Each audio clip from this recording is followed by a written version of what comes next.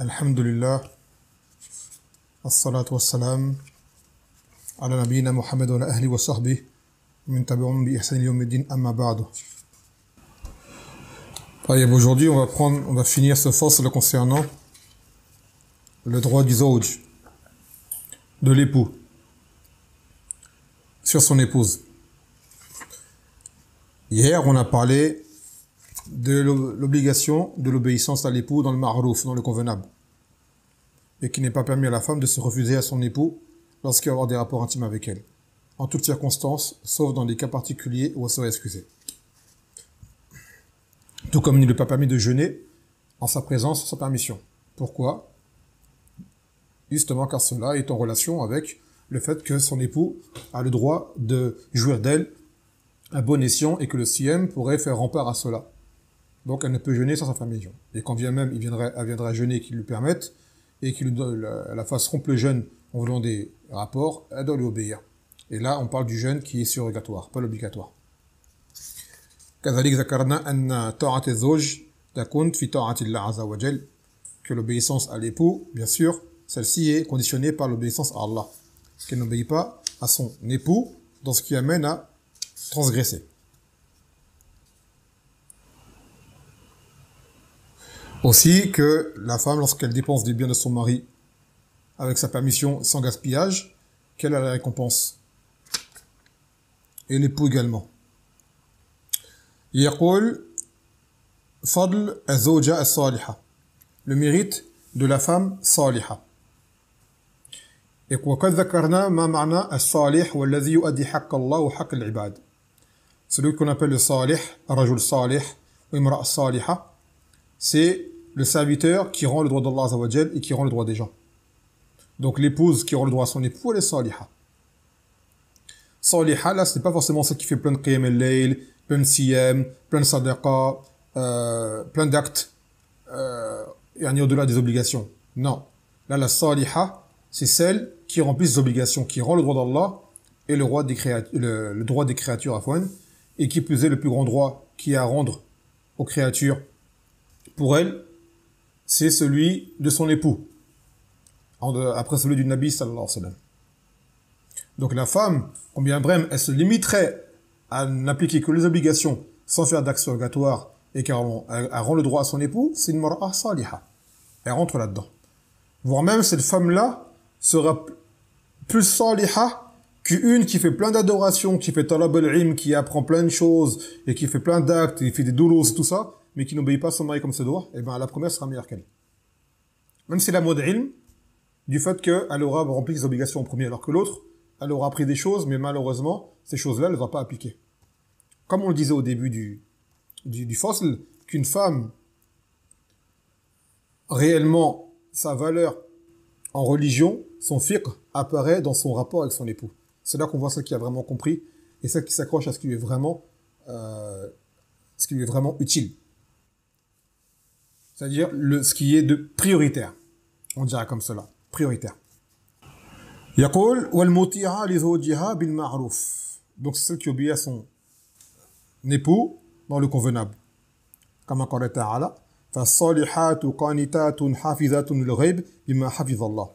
C'est-à-dire que les femmes qui sont elles vertueuses et qui se repentent et qui se préservent, c'est-à-dire qu'elles sont chastes et n'ont de rapport qu'avec leurs époux, et qui préservent les biens de leurs époux. Ça, c'est une chose qui est très importante. Que lorsque l'époux est absent, la femme fait attention à ses affaires. Sa maison, et tout ce qui s'ensuit. Elle est gardienne de son foyer. Ça, c'est un rôle important qu'elle a. Surtout que ça, c'est parmi les biens de l'époux. Donc l'épouse prend soin des biens de son époux. Il n'est pas là, elle fait attention à ses vêtements, elle fait attention à son argent, si elle sait où est-ce qu'il est rangé, elle fait attention à toutes ces affaires qui ont de la valeur, afin qu'elles soient préservées autant que possible. Car elle est gardienne de son foyer en son absence.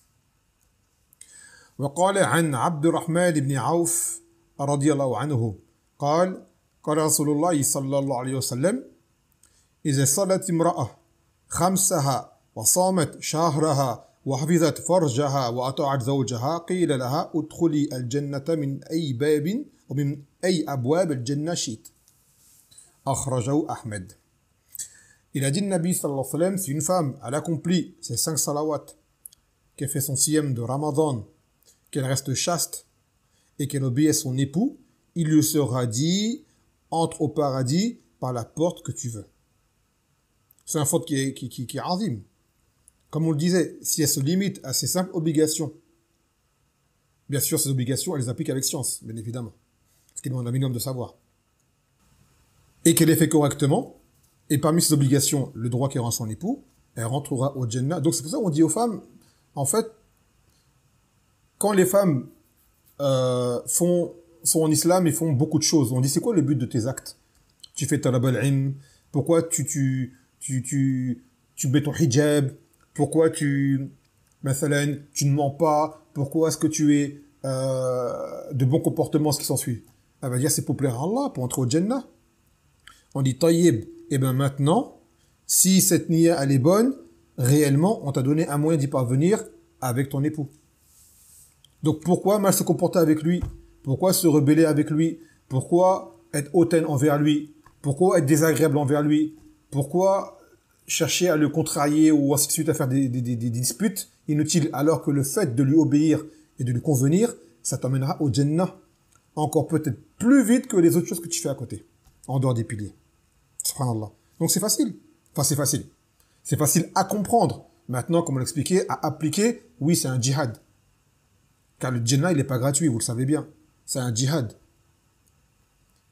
Mais quand on explique cela à des femmes, beaucoup d'entre elles veulent contester. Oui, mais, oui, mais, oui, mais. Dans ce genre d'histoire, il n'y a pas oui, mais. Si jamais tu as des faiblesses à appliquer cela, reconnais la faiblesse et demande à Allah qui t'accorde le tawfiq de pouvoir affronter. Mais justifier cette faiblesse par différents prétextes, ça, c'est pas bon. Ça, c'est de l'irresponsabilité de faire cela. C'est comme si, au fond, il y avait une forme de répulsion envers le jugement du droit de l'époux, en fait. C'est comme si à dire comment, en fait, l'époux, j'ai pas envie de lui donner son droit comme on me l'a ordonné. Donc, elle va dire dans sa bouche, oui, je veux le faire, parce que personne ne pourra nier. Si elle dit non, je veux pas le faire, c'est qu'elle pourra en arriver au stade de la mécréance. Mais dans ses actes, dans ses faits, c'est comme ça te disait, ma bouche l'a accepté, mais mon cœur ne veut pas. Mon cœur ne veut pas. Et là, ça va être problématique par la suite. Après, cite à l'auteur une parole de Al-Minawi par rapport à ce hadith. فإن قلت فما وجه اقتصاره على الصوم والصلاة ولم يذكر بقية الأركان الخمسة التي بني الإسلام عليها قلت لغربة تفريط النساء في الصلاة والصوم وغربة الفساد فيهن وعصيان الزوج. Donc maintenant il dit Al-Minawi, pourquoi le Nabi sallallahu alayhi wa sallam s'est contenté de ne citer que le siyam et la salat et n'a pas cité les autres piliers de l'islam. Déjà, il faut savoir une chose, que tout acte, comme on l'expliquait en religion, qui amène à en tirer une récompense et qui soit accepté auprès d'Allah, demande déjà 2 conditions initiales, qui sont le tawhid, c'est-à-dire que tu es mukhlis, tu fais l'adoration pour Allah Azza wa Jal, bien évidemment, et tu le fais cet acte en concordance avec la sunna. Donc ça, il n'y a pas besoin de le répéter. Donc cette femme dans le hadith, déjà le tawhid, elle l'a. Le qul la ilaha illallah wa anna Muhammad Rasulullah, ça c'est une chose qui est acquise. Donc le Nabi sallam n'a pas besoin de le répéter. Après il a dit, si elle fait ses salawats, ses 5 salawats, et qu'elle jeûne son mois de Ramadan. Donc il dit pourquoi elle a juste cité cela et pas le reste des arcanes. Parce qu'en fait, très souvent chez les femmes, il y a beaucoup de laisser aller au niveau de la salat et du siyam. Et il a dit également l'obéissance à l'époux, subhanallah. La salat, pourquoi? Parce que la salat, comme la femme n'est pas comme l'homme, elle est, comment dirais-je, il lui est imposé d'aller faire salat en jama'a au masjid, par exemple, elle fait la salat quand elle veut dans le temps, entre l'entrée du temps et la fin du temps. Donc elle est inattentive à l'entrée du temps. Des fois même des femmes, tu leur dis c'est à quelle heure la salat, je sais même pas. Elle sait même pas, en fait. Le asr c'est à quelle heure, je sais pas. Le dhuhr il est à quelle heure, je sais pas. Eh ben, ça prouve qu'il y a un laisser aller là-dessus. Et aussi le fait qu'elle ait ses menstrues. Et ça arrive que beaucoup de femmes, c'est une réalité, oublient de faire la salat. Il ne faut pas être dans le déni. Beaucoup de femmes oublient de faire la salat. Des fois, elles disent « Oh, j'ai pas fait la salat, j'étais occupé par ça, le ménage ou telle chose, ou telle et telle chose, les enfants. » Et la salat, elle a oublié de la faire. Ou au fajr, ça se lève après l'heure du fajr. Elle ne se lève pas à l'heure pour le fajr. C'est le cas de beaucoup de femmes, c'est une réalité. Et ça, c'est pour ça, c'est parmi le nox qu'elle a dans sa religion, comme l'a dit le Nabi sallallahu alayhi wa sallam. Et aussi le siyam. Kazalik. Car une personne qui est négligente dans la salat, elle le sort dans le siyam également. Car le siyam, il est basé sur des heures, des horaires. Donc le fajr, elle va se lever après l'heure. Et après, beaucoup de temps vont dire, ouais, j'ai pas la force de jeûner aujourd'hui, j'ai pas pris le sahur, donc je vais pas jeûner. Ou elle va rompre avant l'heure, parce que l'heure, elle fait pas attention. Et surtout ceux qui n'ont pas l'adhan, là où elles habitent. Et ainsi de suite. Ou avec les menstrues, sans être vraiment précises à quel moment les menstrues sont finies, ou elles vont commencer pour pouvoir anticiper. Et ce qui s'ensuit. Et rattraper les jours ratés après avoir eu les menstrues. Elle doit rattraper les jours qu'elle a manqués. Et bien là-dessus, il y a beaucoup de laisser-aller. À point que certaines dépassent l'année du Ramadan qui vient, elles n'ont pas rattrapé leurs jours. Et on parle de femmes qui n'ont pas d'excuses. Donc le Nabi sallallahu alayhi wa sallam, c'est pour ça qu'il a cité ça, les salawat, le siyam. Et après, il a dit quoi? Et qu'elle obéit à son zawj. Car également, c'est sur le point sur lequel il y a beaucoup de problèmes dans les couples aujourd'hui. Beaucoup de problèmes sont basés sur différents problèmes, certes, même du côté de l'homme. On ne peut pas le nier. Mais la femme, c'est surtout le côté de l'obéissance à l'époux. Beaucoup de disputes qu'il y a dans les couples reviennent à le manque d'obéissance. Il n'est pas encore assez acquis. On ne parle pas d'abus de pouvoir, on parle de l'obéissance initiale. Dans ce que l'époux demande de raisonnable et qui n'amène pas à du haram. Car il y a un problème qui existe, c'est que beaucoup de femmes, en fait, ne réalisent pas leur statut par rapport à leur époux et se voient égales à leur époux. En fait. Et quand tu te vois égal à ton époux, ben il est certain que tu ne vas pas lui donner le droit qu'il mérite. Tu vas te croire comme lui. Te permettre de lui répondre, de le rétorquer, de contester, de lui faire plein de reproches, de faire plein de plaintes. D'ailleurs, comme on l'avait dit au début du livre, Ibrahim alayhi salam, lorsqu'il est parti rendre visite à son fils Ismaïl alayhi salam, qui n'était pas là, et que c'est sa première épouse qui a accueilli Ibrahim, Ibrahim l'a interrogé au sujet de leur mode de vie, elle s'est plainte. On vit dans la difficulté, on a très peu à manger, ainsi de suite. Il a dit quoi, Ibrahim? إذا جاء زوجك فبلغي له السلام وقولي له يغير عتب بابه. Si jamais ton époux y revient, passe le salam de ma part et dis-lui qu'il change le seuil de sa porte. Et lorsqu'Ismaïl est revenu, il a demandé à son épouse, elle lui a dit un homme est venu de telle et telle façon, et Ismaïl a dit, et qu'est-ce qu'il t'a dit?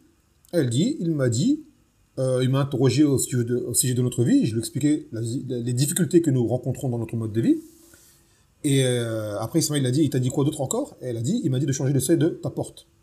Ismaïl a dit, c'était mon père. Et il m'a dit de te divorcer. Et les ulama, ils expliquent pourquoi il a dit ça.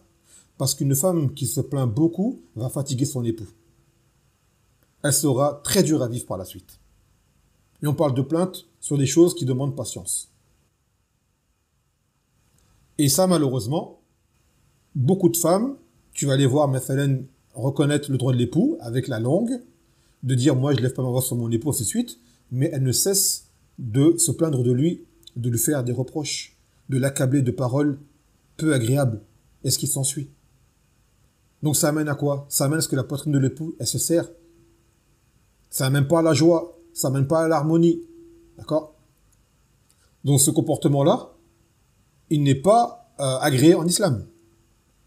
Ce n'est pas un comportement agréé en islam. La femme doit faire preuve de patience envers son époux. Et remercier Allah pour le bienfait qu'il lui a accordé un époux. Après, bien sûr, personne n'est parfait. L'époux, il a des défauts. S'il y a des choses à rectifier, on tourne de les rectifier. Mais c'est pas en accablant la personne, et c'est pas en insistant tout le temps, en faisant tout le temps des reproches que ça va avancer. Il y a des choses, il faut savoir se résigner, accepter, et souvent, des fois, avec le temps, ça s'arrange. Avec les doigts, ainsi de suite. Mais tout le temps dire à la personne, si tu fais pas ça, ça va pas marcher. Si tu fais pas ça, je vais pas tolérer. Tu fais pas ça, cela. Là, c'est sûr que l'époux, il va pas accepter. Donc, il faut faire preuve de hikmah, de sagesse, et des fois, laisser passer avec le temps, ça va venir. Et même si ça vient pas, tant que c'est pas des choses qui amènent vraiment à tomber dans le haram ou quoi, il faut patienter. Faut patienter. L'homme n'est pas parfait, tout comme la femme ne l'est pas. Mais une femme qui se plaint trop, c'est une très mauvaise caractéristique. Qui va amener à ce que la vie de couple sera difficile par rapport à cela. Car ça indique un manque de patience, malheureusement. Aussi, On avait expliqué que le Nabi sallallahu alayhi wa sallam avait dit Khayr al-nisa, c'est qui les meilleures des femmes? Allati idha nazarta ilayha asaratka wa idha amartaha ata'atka.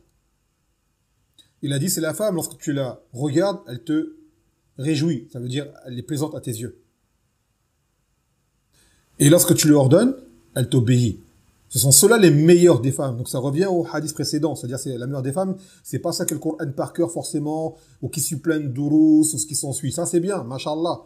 Mais s'il n'y a pas de suivi derrière dans le comportement de l'auge, ça sera un argument contre elle. Et des fois, on va dire à des gens, quand des gens, souvent les frères qui veulent se marier à des femmes, on va leur dire, avec l'expérience et les témoignages que l'on voit, beaucoup de choses, on te dira, je te conseillerais plus une débutante qui désire apprendre sincèrement et qui va t'écouter, te suivre, plutôt qu'une confirmée qui croit connaître. Parce que celle qui croit connaître, elle va tout le temps polémiquer avec toi. Tout le temps, elle va polémiquer avec toi. Parce qu'elle croit connaître. Voilà. Et donc, ça va mener quoi? À des conflits encore. Et des conflits, et des conflits, et des conflits. Et ça va pas rendre la vie de couple agréable. Ensuite, il dit tahrim tanaqqus al-mar'ati li darratiha.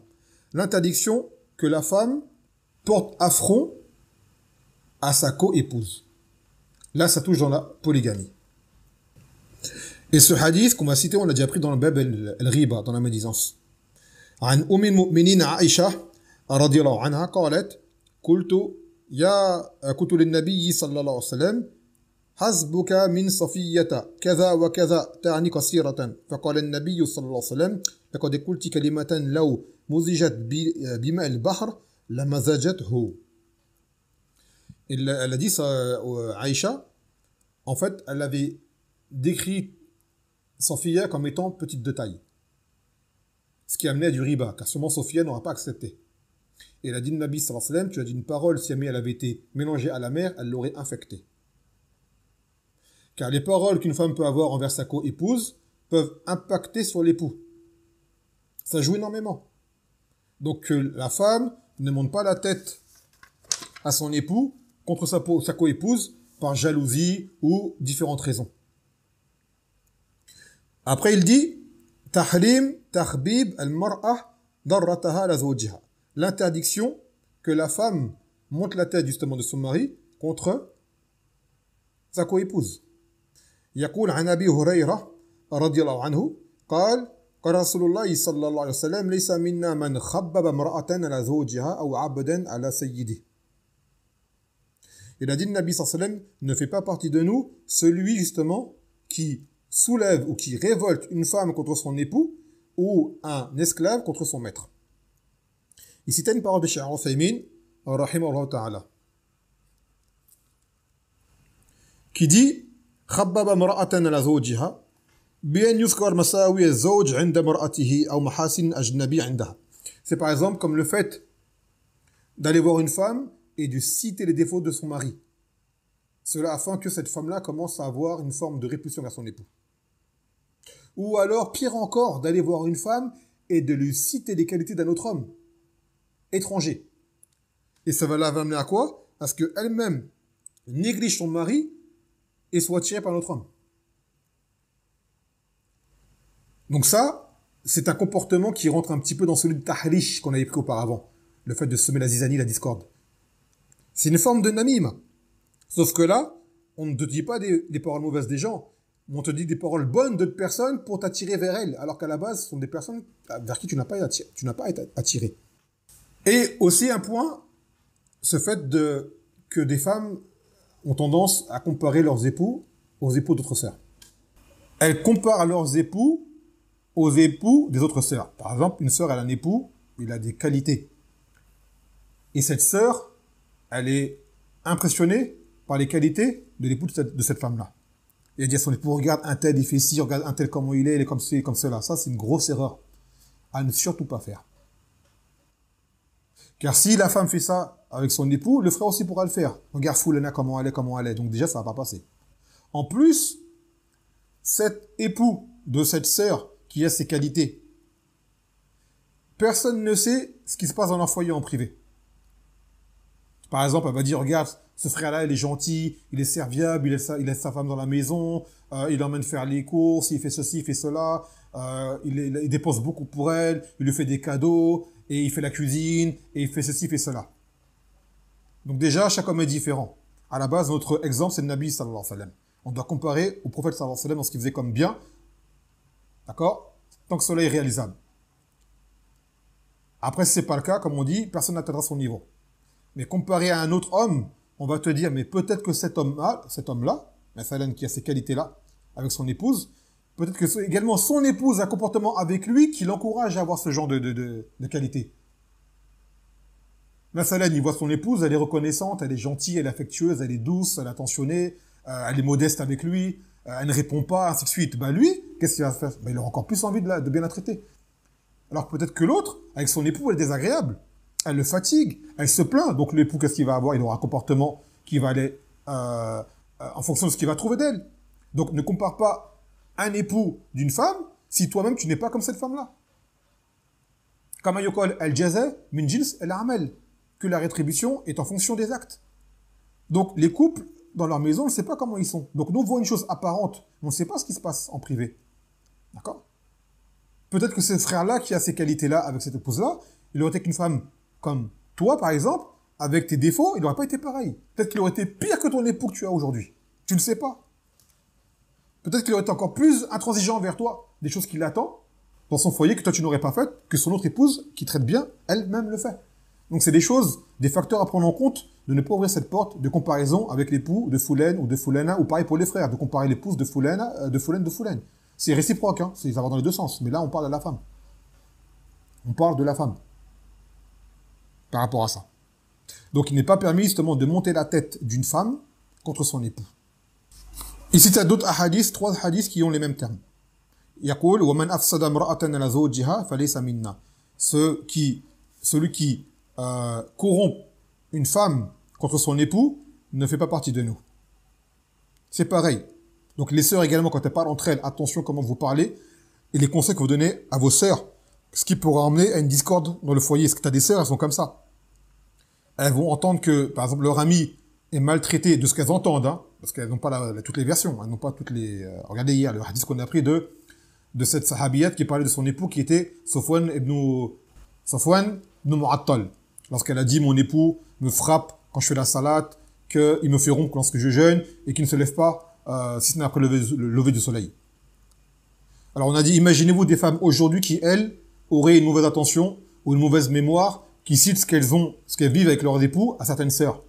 Et les sœurs, elles s'offusent, ah, cet homme-là, tu ne le mérites pas, ou plutôt il ne te mérite pas, reste pas avec lui, un kaza et kaza et kaza et kaza. Taïb. Et cette sœur-là, malheureusement, elle est influençable. Donc au lieu de tenter de réconcilier avec l'époux, les autres sœurs lui montent la tête. Et ça arrive à quoi? Bah, la catastrophe qui est le divorce. Je peux vous garantir que dans la plupart des cas, une fois que le divorce il est apparu et que la sœur se retrouve toute seule sans époux, ces sœurs-là, elles disparaissent. Elles sont que leurs époux tranquilles, et toi, t'en fais divorcer, t'es toute seule comme une miskina. Avec le regret. Car ce sont peut-être des choses sur lesquelles tu aurais pu patienter ou que tu aurais pu arranger. D'accord? Donc attention, très attention à ces nasiha qui amènent aux façades que beaucoup de sœurs font. Malheureusement, certainement maladroitement, elles veulent le bien mais se trompent, ou d'autres qui sont peut-être jalouses de toi. Tu ne sais même pas. Certaines sont jalouses de toi. Parce que comme situation, et quand elles entendent que tu subis, on va dire, des choses qui t'attristent, elles sont contentes, elles sont heureuses. Billah.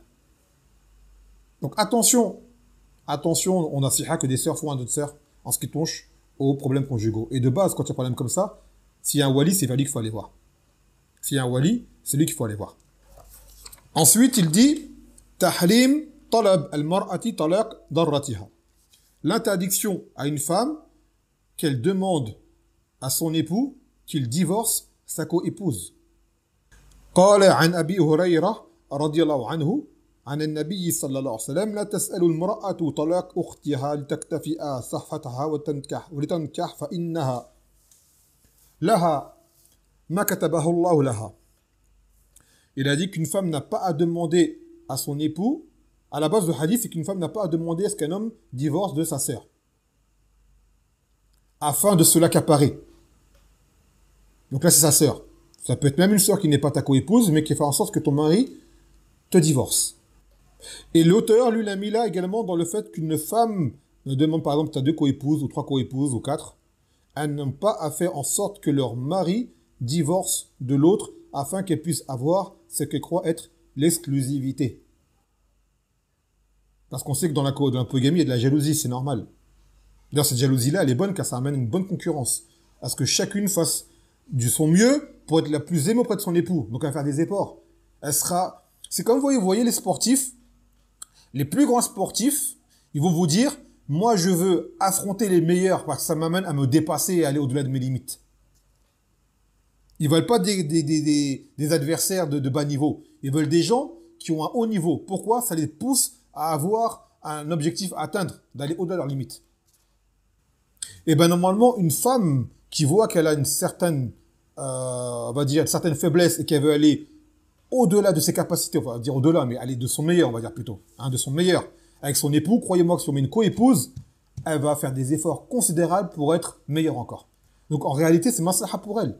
Même si cette maslaha, elle a un goût amer, d'accord, et ben le résultat, il sera savoureux. Parce qu'en réalité, elle disait, ouais, il y en a, elles l'ont admis. Quand mon mari, j'avais une co-épouse, j'essayais de faire la meilleure cuisine, j'essayais de la plus belle possible pour lui, d'avoir le meilleur comportement, ainsi de suite. Une fois qu'il a divorcé, ça y est, je me suis laissé aller parce que j'ai pas de concurrence, en fait. Et c'est un fait que des femmes elles-mêmes ont reconnu. Et c'est une chose que des frères eux-mêmes en témoignent. Quand je me suis marié avec une deuxième, ma première épouse, elle a jamais été aussi bien avec moi. Bon, il y a eu des disputes, c'est vrai, parce qu'elle était jalouse, mais je l'ai jamais vu faire des choses aussi bien avec moi. Donc en réalité, ça a des fruits. Ça te pousse à aller, ça c'est la concurrence dans le bien. Et devancez-vous dans les bonnes choses. D'accord? Le but, c'est pas que ta coépouse soit mauvaise, c'est que toi, tu sois meilleur. Si c'est satanique, elle est très bonne. Elle est très bonne. Et tu verras que ça va amener à quoi? À aller de l'avant. À aller de l'avant. Après, il y a une masala que l'auteur n'a pas citée, mais qui est en relation avec celle-ci, c'est la femme qui demande le divorce sans raison. وقال النبي صلى الله عليه وسلم لا تحيل لامرأة أن تسأل الطلاق لغير ما بأس, qu'il n'est pas permis à la femme de demander le divorce sans raison valable. Ou plutôt, أي امرأة سألت الطلاق بغير ما بأس لم ترح رائحة الجنة. C'est peu ça l'ordre du hadith. C'est que toute femme qui demande le divorce sans raison valable, elle ne sentira pas l'odeur du Jannah. فمن هذا الوعيد العلماء جعلوا هذا من الكبائر. Que la menace qui plaît dans ce hadith montre que cet acte-là est parmi les grands péchés. Car elle ne sentira pas l'odeur du Jannah. Après, c'est pas du kouf, c'est qu'elle ne sentira pas du fait que c'est une menace pour elle, ou alors le fait qu'elle ne sentira pas avec les premiers, c'est-à-dire elle n'entrera pas avec les premiers au Jannah. Après, talaq peut être demandé pour des raisons valables. Peut-être même parfois, ce talaq doit être obligatoire. Elle doit demander de se séparer de cet homme. Cet homme-là est vraiment, par exemple, il a apostasié, ou il tombe dans des grandes perversités, ou il a forniqué, mathalan, ou il fait des choses gravissimes. Oui, on va pas lui dire de rester avec lui. Mais maintenant, ce sont des choses sur lesquelles elle peut patienter. Des choses qui ne sont pas nuisibles en soi. Des choses qui sont liées au titre du personnel. Ainsi de suite. Ça, non, elle n'a pas le droit. Mathalan, il est permis à la femme de demander le khula. C'est elle qui demande la séparation à son époux, en échange qu'il lui rende son mahar, et de là, la séparation, elle est effective aussitôt, sur le champ. Immédiatement, ils ne sont plus mariés. Ça, c'est le droit que la femme, elle a, de demander le khula. Cependant, les ulama, ils disent que le khur n'est légitime que dans certaines conditions. Dans le cas où ce mariage deviendrait, par exemple, illicite. Ou que la vie avec cet homme deviendrait insupportable pour elle. Par exemple, c'est un homme qui est trop violent. C'est un homme, à cause de lui, elle tombe dans trop de péchés, dans trop de transgressions. Il y a trop de mal à rester avec lui. D'accord? Ou alors, un homme qu'elle ne supporte pas. Elle ne supporte pas. Au tel point qu'elle ne peut pas lui rendre son droit. Comme ce fut le cas de cette sahabiyat qui a demandé au Nabi sallallahu alayhi wa sallam le khul, car elle disait, je ne reproche rien à mon époux comme comportement et religion, mais akrah al-kufr ba'd l'islam. Je dis, je ne lui reproche rien, mais je crains de ne devenir ingrate, c'est-à-dire du fait que tant cet homme lui déplaisait physiquement, elle ne pouvait pas rester avec lui, elle n'aurait pas pu lui obéir. C'était concret. Donc de là, le Nabi sallallahu alayhi wa sallam, il lui a dit de lui rendre son mahar, et le khul a été effectif. Donc vous allez voir que souvent, les femmes qui vont demander le khul, elles vont souvent dire cela. Ça va être souvent la illa qu'elles vont utiliser, qu'elles vont dire, oui, mais je ne l'aime pas, donc ce qui fait que comme je ne l'aime pas, je ne voudrais pas, je pourrais pas lui obéir, j'aurais du mal. S'il m'appelle pour avoir des rapports, j'ai pas envie de lui, il m'énerve, il m'insupporte, ou ceci et cela. On dit d'accord, au premier abord, cela est accordable. Maintenant, comment est-ce qu'on sait si vraiment cette cause, elle était comme la femme à la cité? Ça apparaît par la suite. À quel moment, comme c'est le cas de beaucoup de femmes, qui en réalité demandent le khul, parce qu'elles ont été vexées, elles ont été contrariées, elles ont été attristées, donc elles ont fait dominer leurs émotions sur leurs raisons à ce moment-là, et elles se sont dit, je ne vais pas supporter la vie avec lui, ou je veux plus de lui, ou je ne le tolère plus, ainsi de suite. Elles demandent le khul. Et vous allez voir que peu de temps après, elles regrettent. On reçoit souvent même des questions comme ça, des mails, des femmes qui demandent le khul, et qui après, elles regrettent. Et elles veulent retourner avec leur époux, est-ce qu'elles ont le droit de retourner avec lui? On dit oui, tu as le droit de retourner avec lui, s'il accepte, et ils vont faire un nouveau aqd, comme si vous vous mariez à nouveau. Ça veut dire qu'il leur donne un mahar, qu'il faut le wali, ainsi de suite. Ils ont le droit de se remettre ensemble. Donc le fait que tu regrettes par la suite, ça prouve bien qu'en réalité, il t'était supportable. C'est juste que tu as demandé le khul de façon émotionnelle, et non pas pour des raisons religieuses légitimes. Et c'est, dans la plupart des cas, c'est ça qui se passe. C'est sur un moment de colère, un moment d'émotion, elle demande le khul. Après une dispute, après un conflit ou quoi, elle demande le khul. Alors qu'en réalité, ces moments-là, il faut les passer. Combien de fois là, il est encore là avec son époux, avec son épouse? Il ne demande pas le talaq, parce qu'il sait qu'il y a des conséquences derrière, ça va loin. Donc il réfléchit, il ne se précipite pas. Bon, il y en a, ils se précipitent, c'est vrai. D'accord, t'en as, mais on parle de base chez l'homme. Donc, à ce moment-là, qu'est-ce qui se passe? Ben, c'est le regret. Et ce regret est une preuve que ce khul a été demandé de façon illégitime, et donc on craint pour ces femmes de ne rentrer dans ce hadith. Et qui plus est, il a dit le Nabi sallallahu alayhi wa sallam, al-mukhtali'at hunna al-munafiqat. Il a dit les mukhtali'at, ce sont ceux qui demandent le khul, ce sont elles les hypocrites. Ce sont elles les hypocrites. Et des ulama ont expliqué parce qu'elle fait apparaître l'obéissance à Allah par le khul, de faire les choses légiférées, alors qu'au fond d'elle, elle cache la désobéissance. En fait, elles demandent le khul pour des raisons illégitimes. Donc, elles ont été qualifiées comme étant des hypocrites. Donc, toute sœur qui en est arrivée à demander le divorce à son mari, ou le khul, et cela s'est vraiment produit, et que par la suite, il y a eu du regret, vraiment, qu'elle sache que sa raison n'était pas valable. Qu'elle sache que sa raison n'était pas valable. Donc, après, on peut chercher de se justifier par plein de choses. Hein. On ne peut pas se mentir à soi-même. Et encore moins, Yom al-Qiyamah devant Allah Azza wa Jal. Donc, il est tout à fait normal que des couples se disputent, que peut-être même pendant un moment, la femme n'a pas trouvé d'attacher la parole à son époux. Cela est meilleur, plutôt qu'elle demande le khul, elle se précipite. Pour en plus ne laisser la place qu'au regret. Il y a aussi on va dire, dans la façon de parler. La façon de parler, car en fait, souvent, dans ces moments-là, tu as des femmes qui, comme je l'ai expliqué, se voient à un niveau plus haut que celui qu'Allah leur a accordé, donc peut-être presque même égal à leur époux. C'est pour cela qu'elles se permettent d'avoir des contestations à tout va, des protestations à tout va, des réclamations à tout va, et ainsi de suite. Et non pas la modestie d'apprendre à garder le silence. Cette langue cause beaucoup de dégâts. كما قالت امرأة سعيد بن المسيب قالت كنا نكلم أزواجنا إلا كما تكلموا أمراءكم. Nous ne parlions à nos époux que comme vous parlez à vos gouverneurs. À vos gouverneurs. Est-ce que tu vas polémiquer avec un gouverneur? Est-ce que tu vas tout le temps répondre à un gouverneur quand il te parle? Tu es ceci, tu es cela, tu es ceci, tu es cela. Et là, les femmes des salafs étaient comme ça. S'il y avait vraiment une chose à dire, elle le disait. Mais elle n'était pas accablante.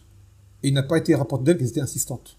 Et au pire des cas, elles faisaient intervenir leur wali ou une tierce personne pour tenter de trancher. Si vraiment il y avait un abus de pouvoir et que cela allait trop loin pour elle. Mais le problème, c'est qu'il y a des femmes, elles ont trop d'estime d'elles-mêmes, en fait. Vous comprenez? Dans le sens où elles mettent une pression à l'époux, comme si c'était elle l'homme. Genre, c'est presque elle qui menace l'homme de divorce, subhanallah. Ça, c'est une chose qui est incroyable. Alors qu'à la base, le demander le divorce lui est interdit. Et tu la vois demander le divorce, ou menacer. Si tu fais pas ça, s'il n'y a pas ça, si c'est pas comme ça ne marchera pas, je resterai pas avec toi, et ainsi de suite. Alors que là, à la base, c'est elle qui doit avoir peur que son mari la divorce. Vous savez, chez les anciennes générations, regardez bien les générations de vos parents, de vos grands-parents. Dans les pays d'islam, je parle. Hein. Wallahi, vous allez voir très très peu de divorces. Car pour eux, pour la femme, être divorcée, c'était une honte et une marque d'échec qu'elle n'était pas capable de s'occuper d'un homme. Bon, des fois, c'était abusif. À tel point que même l'homme, lorsqu'il était vraiment allé trop loin, restait quand même avec lui. Mais regardez bien, pour elle, demander le divorce, c'était une honte. C'était une honte. Que son mari dise « je vais te talaq », pour elle, elles avaient peur. De retourner après auprès de leurs parents, ainsi de suite. Bon, aujourd'hui, les femmes, elles se disent indépendantes, elles ont leur vie, leur petit appartement et tout, elles s'en fichent. Avant, c'était pas comme ça. C'était une vie islamique, la femme vivait chez ses walis. Alors, lorsque le mari te divorce, tu retournes chez papa et maman. Et quand tu arrives, tu as un enfant, tu as 25 ans, tu as 30 ans, tu as 35 ans, tu retournes chez papa, chez maman, crois-moi bien que ça fait mal au nez. Là, aujourd'hui, vu les libertés qu'ils ont été accordées, la femme voit plus la chose pareille. Mais regardez bien les anciennes générations, chez les Marocaines, chez les Algériennes, ainsi de suite, elles ne demandaient pas le divorce. Le divorce, c'était vraiment pour eux une chose qui était... Wallah, c'était azim. Qu'un homme divorce une femme. C'est vraiment, ça veut dire qu'elle était... voilà. Après, on ne vous dit pas que c'est une chose qu'on approuve dans l'absolu. Non. Il y a des fois, le divorce, faux. Par exemple, il ne fait pas la salate, ou il fait des grands péchés, ou des grands péchés à tout va, à outrance, ainsi de suite. Non. Mais sinon, c'est vraiment un dernier recours. Et qui plus est quand il y a des enfants. Par contre, lorsqu'on divorce et qu'il y a des enfants, ce sont les enfants qui trinquent par la suite. Et très souvent, les femmes qui provoquent un divorce avec leur époux, elles ont des enfants, elles ne patientent pas avec leur époux, on voit souvent les enfants mal finir par la suite. Car le père n'est plus là, la femme elle est seule, livrée à elle-même, et elle n'a pas la force d'affronter tout ce que l'enfant pourra faire. Et tu vois l'enfant qui grandit, malheureusement, qui prend un très mauvais tournant. Dans beaucoup de cas, on le voit, je l'ai vu ici au Yémen, je l'entends au Maroc, on l'entend en France, on l'entend dans plein de situations. C'est une réalité. C'est une réalité. Et aussi, on dit aux sœurs, attention. Attention à la précipitation dans la demande de divorce. Surtout les femmes qui demandent le divorce très très vite. Une semaine de mariage est passée, un mois, tout de suite divorce. Dispute, divorce. Ainsi de suite. Et ça récidive. Souvent, les femmes qui sont restées seules, d'accord, et qui ont un certain âge, vous allez voir, le divorce est très rapide. Elles n'ont pas eu beaucoup de vie de couple avec un homme, parce qu'elles demandent le divorce trop vite, elles se précipitent trop, et bien par la suite, on craint pour elles de ne rester avec aucun homme. Même demain, on ramène le meilleur des hommes, comme elles sont habituées à ne pas pouvoir supporter ce qu'elles ne tolèrent pas, et bien elles vont demander le divorce. Malheureusement. Et après, au final, c'est qui? Ben, ce sont elles qui se retrouvent seules, malheureusement, le masakin. Donc on leur dit, on fait le nasiha, d'accord? Soyez patientes. S'il y a un mal à blâmer, faites-le, mais bilati ahsan. Bilati ahsan avec hikmah. Et patientez énormément.